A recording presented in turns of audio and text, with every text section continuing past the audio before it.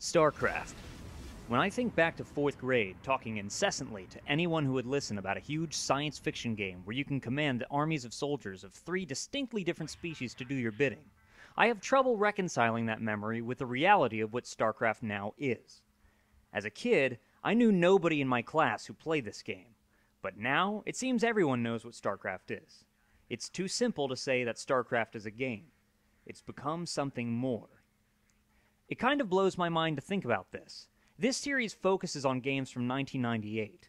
This is a game that, at the time of this video, is now 20 years old, and now, in an age of smartphones, drones, virtual reality, video calls, social media, reusable space rockets, and ultra-thin TV screens, StarCraft is currently among the most popular multiplayer games in the world. It's really hard for me to wrap my head around that. But while I would have never ever predicted that, in hindsight, I can kind of see how it happened, even when looking at it through the lens of what it was like to have and play StarCraft in 1998. And my god, am I glad I had this game when I was a kid. I'm glad to know that this game is now available for free to anyone who wants it, but I gotta say, there's no substitute for having all the cool shit that came in the box.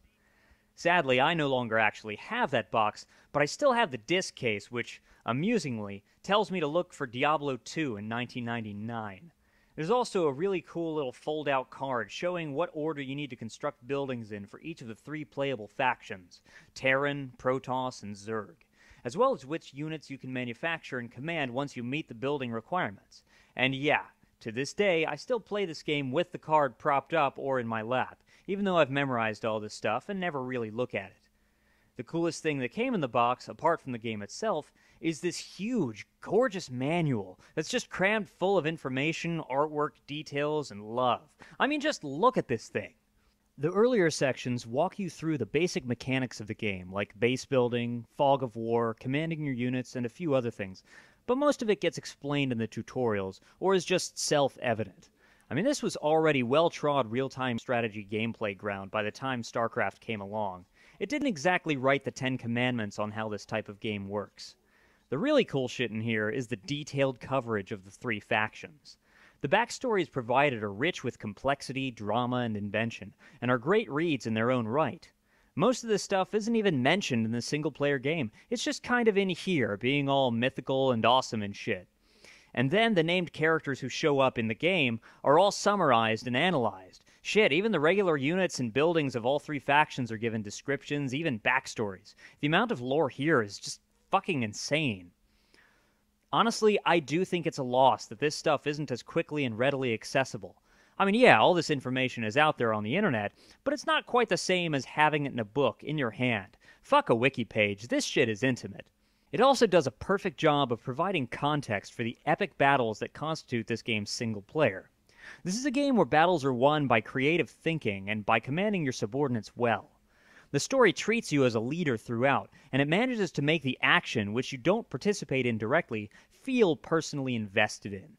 This game gets really tough as it progresses too, and so your victories feel like great triumphs of cunning and perseverance, but your defeats feel like sad failures of both.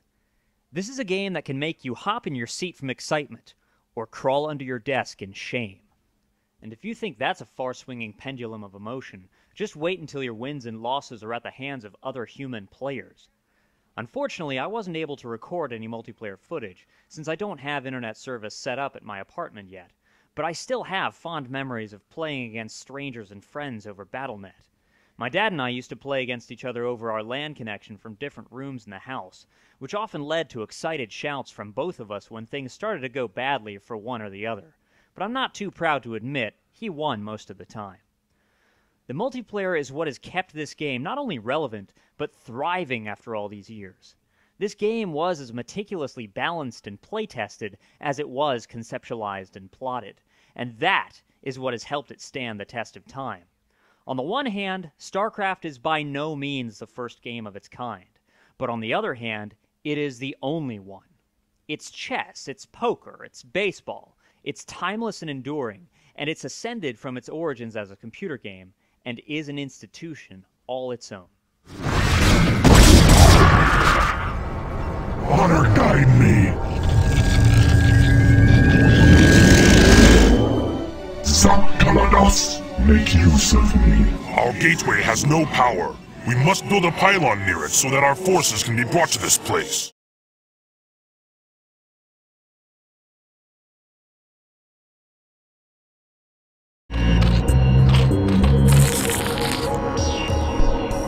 The Hive Cluster is under attack.